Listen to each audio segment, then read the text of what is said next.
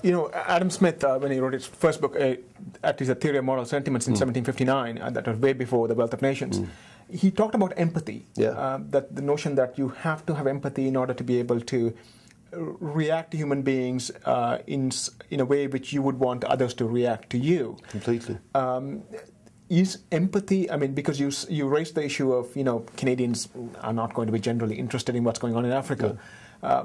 But there is a question of if you're going to raise the amount of foreign aid that we are going to give up, or the charitable contributions which Canadians make to different NGOs, empathy is something which has to be there, right? I mean, but empathy is not enough? I mean, the genius of Smith was that he recognized that markets are not amoral entities unto themselves. No. They are the product of humanity. Right. And that he defined a social market.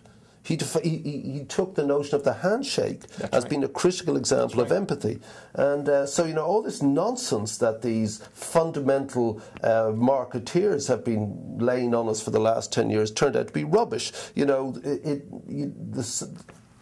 market is not red in tooth and claw. I mean, the markets are aligned when private rewards and social goods are aligned. That's when the markets are correct, and they were out of kilter for the last X years, and so I mean, he also collapsed. talked about moderating those impulses. He did.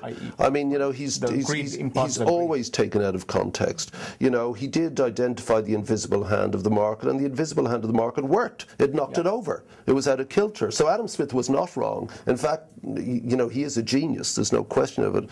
But, you know, expecting Smithian economics to apply to, you know, a fundamental economy that's just growing on skittish commodity market will not work. But then to say to Canadians, you know, let me interest you in Africa, they say, Geldof, please spare us, but show them a human being who's in trouble, or show this brute of a government that oppresses their people, or a massacre, or a famine, or just a mum, and I use the words advisedly rather than mother because that's an empathetic word, or a dad, and they may be skeletal figures, but their essential human dignity is present, even in their tattered rags.